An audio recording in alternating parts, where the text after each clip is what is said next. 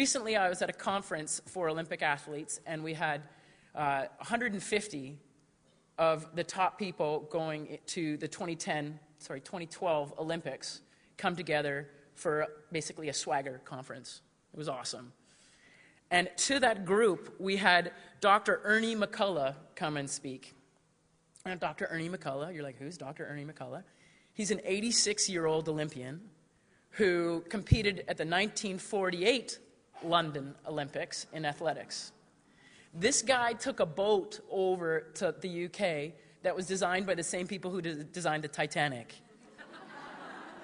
It's incredible, like his story. And he was just, Mark Tewksbury interviewed him. It was like just a captivating half hour. And what Ernie told us was that he said, you won't know the impact of the Olympics on you for at least 30 years. And that's it, isn't it? More of that hidden impact stuff. These incredible interactions that we have. I have them as a mentor. You have them as a teacher. You have them on yourself. You have them on your students. We don't always know the impact that we're having, these hidden impacts that we have. We dare to dream. You know, you dare to dream, and that's where we're making the impact. We dare to dream that we're making an impact. We can only hope. I can only hope that I'm making an impact. When I send out my message to 1,600 Canadians hoping to go to the Olympics, do you know what the response is? It's pathetic. It's really bad.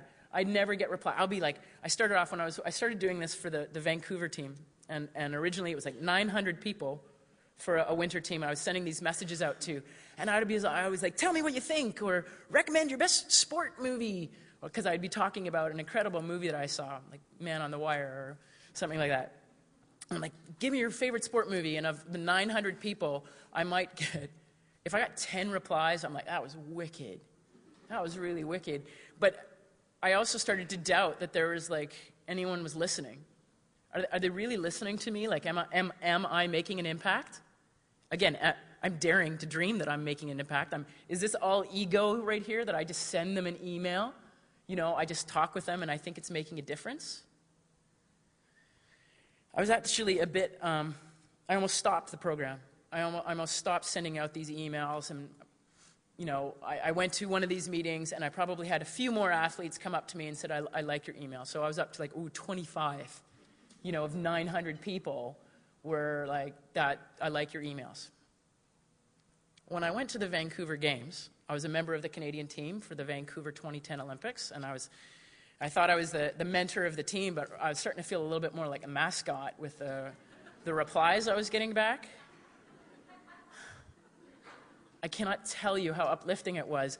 Almost every athlete came up to me. Almost every athlete, for sure all the medalists came up to me and thanked me for the emails, because at least one of my emails had resonated with them. They thanked me for the impact that it had made on their career.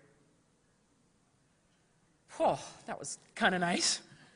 I was like, wow, like it was incredibly flattering. First of all, it was incredibly flattering to have that position. It was incredibly flattering that they took the time. Alex Bilodeau, you know, he such a gentleman. He closing ceremonies, he flew the next day to Japan, and he sent me an email. He's like, Marnie, I'm so sorry. I left without thanking you. I had to get to Japan. You made such a big impact on me. I felt like, I was like bawling. Like, this guy has just been like helicoptering all over the planet. I had made an impact on him. And I had no idea. I almost stopped sending out those messages that were making that impact, that hidden impact. This is your third day of this conference. You know, you've been networking and learning, and it's a leadership conference. And you kind of dare to dream that you can go home and continue to be leaders. You hope that you're making an impact, but you don't always know. You don't always know when you're making an impact. You don't know, like Ernie said, if it's going to show up in 30 years, if it's going to show up in 2 years. You don't know. But the best that you can do is just always try and commit yourself and believe, to dare to dream, to understand that it's not always going to be easy and it's not going to be obvious, but there is a purpose to it. Change does happen. Positive change happens all the time. There's a hidden impact to everything that you do. So never be afraid to dare to dream, and dream really big. Thank you very much.